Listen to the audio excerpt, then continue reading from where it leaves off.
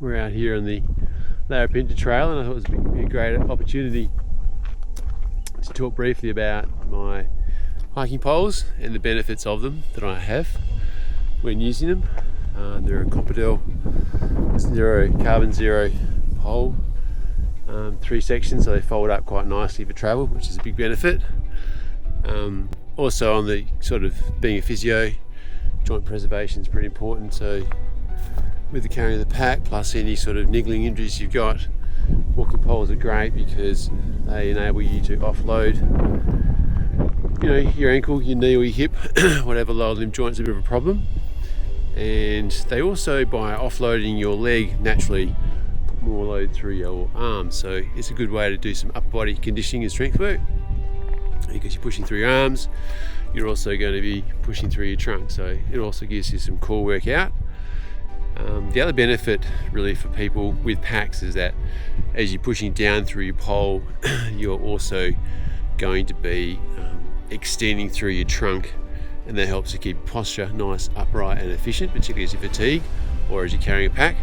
But also great reasons to have them for when you're walking, just generally as you're getting older. People realise they're stooping over, and that's simply because gravity is not giving up, and because gravity doesn't give up, you tend to fall forward, and the poles and pushing through your arms is a great way for you to maintain some of your upright posture. So it's good for that. So it's good for offloading joints, it's good for upper body strength and core conditioning, and it's good for your posture, and it's also good for balance, like, you know, as you're traversing different terrain, rocky in this case around here, it's quite uneven, quite shaly in spots. You've got 4 points of contact, so that is another good benefit of using poles when you're hiking. So I'm just going to show you a couple of ways you can use them. Just look around, you know, while I'm sort of speaking, I'm looking around this scenery of the Larapinta Trail, and just, yeah, awesome. Anyway, I'll show you how they work, and there's a couple of variations on the way in which you can use them when you go walking.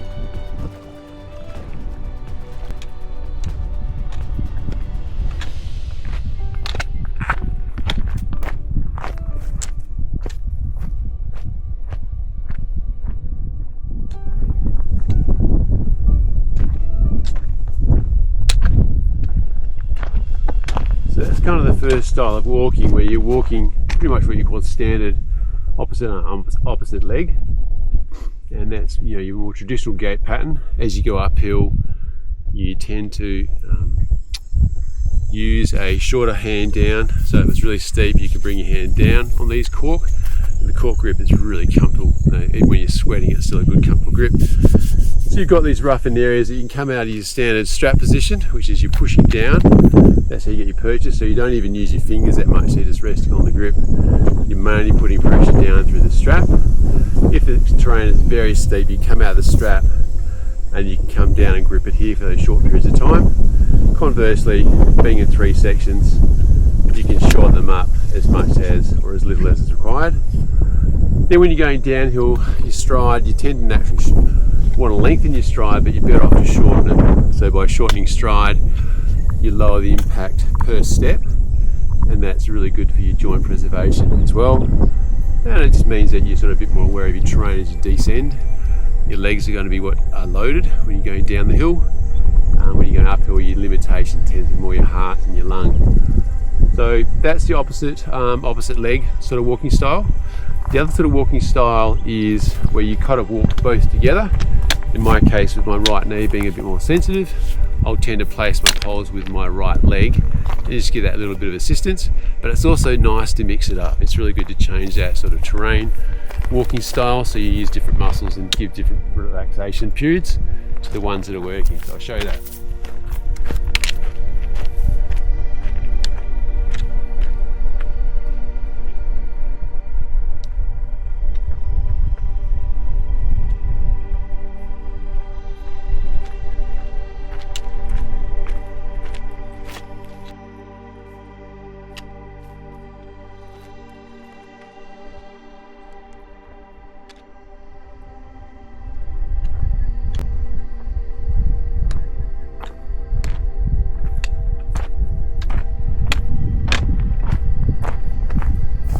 So that's the Komperdell Carbon Zero trekking poles with the cork top, really nice and comfortable. I've added a few layers here of some tape, multi-grip tape, just good to have that for different repairs, not to do the poles, but just a good way to transport them. Broken into 3 sections. It's got the really high endurance carbide tips, which are great. They're a bit noisy, but that's sort of standard. Also walking through this terrain, which is grassy and a bit rocky. I've taken off the boots, the snow boots or sand boots, as I call them, that come with these sort of poles, and that's because they just catch on the grass. It's not necessary in this terrain. Big thumbs up to the guys at Outdoor Agencies. Much appreciated letting me try the poles out, and I'm very happy.